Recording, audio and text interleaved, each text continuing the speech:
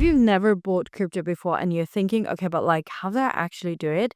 This is exactly that. No theory, no complicated terms.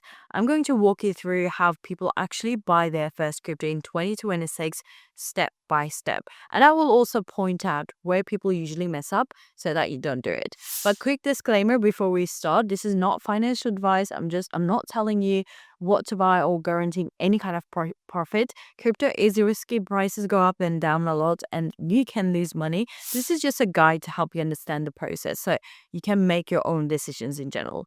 So, first thing, before you even buy anything, you need a place to buy from. And this is called what we call an exchange. Think of it like, an app or a website where you can buy crypto, similar to how you would buy stocks. There are a lot of them and some better than others as well. What most beginners do wrong here is they just download the first app that they see, and that's literally a mistake.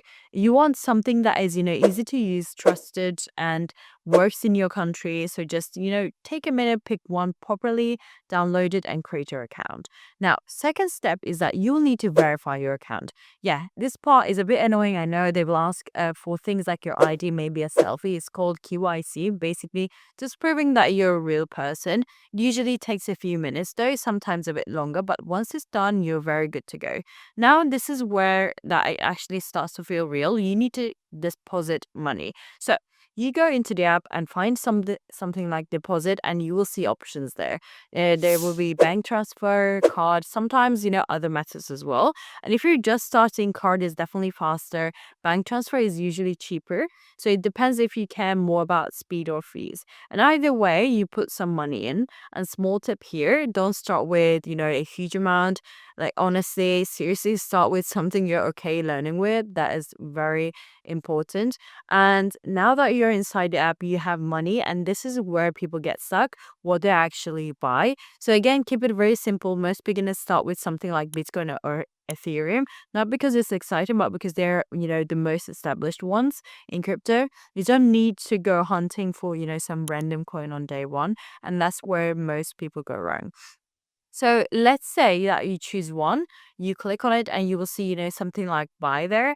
Now, here's a small thing that confuses people. You don't need to buy a full coin. You can buy, small amounts of it. Like, you don't need one full Bitcoin, for example. You can just buy $20 or $50, whatever you want. Then you will see something like, market order or limit order. And if you're a beginner, just use market. It buys instantly, I would say, at the current price. Limit is more advanced. You can ignore it for now. And then you enter the amount, you click confirm, and that's it. You basically officially own crypto, which feels, I know, a bit weird the first time, not gonna lie. And now this is where I need you to not do what most people do, because after buying, people either panic or they, start doing random things. So just pause for a second. You don't need to immediately trade. You don't need to buy 10 different coins. Just sit with it for a second. Watch how it moves. See how you react, because that part is actually more important than anything else. And also, one thing that beginners do ignore, which is that where your crypto is stored. When you buy on an exchange, it stays there, which is fine in the beginning, but later on, people move it to something called a wallet for, more control and security. You don't need to rush into that now. Just know that something like that does exist. And one more thing is, which is very important as well, don't blindly follow hype. If you see something going up like crazy and everyone is talking about it, you're probably already late. This is where a lot of beginners lose money. So definitely take your time and don't follow the trend at all. And if I had to simplify everything we just did and talked about, you basically chose a platform. You verified your account, you deposited money, bought your first crypto, and now you just, observe. And that's it. And honestly, that's already more than most people ever do. Most people just stay stuck at, I want to start for months, and they don't do it in the end. So, yeah, that's how you buy your first crypto in 2026. Simple, but again, not easy, because the hard part is not clicking, buy. It's, what you do after it.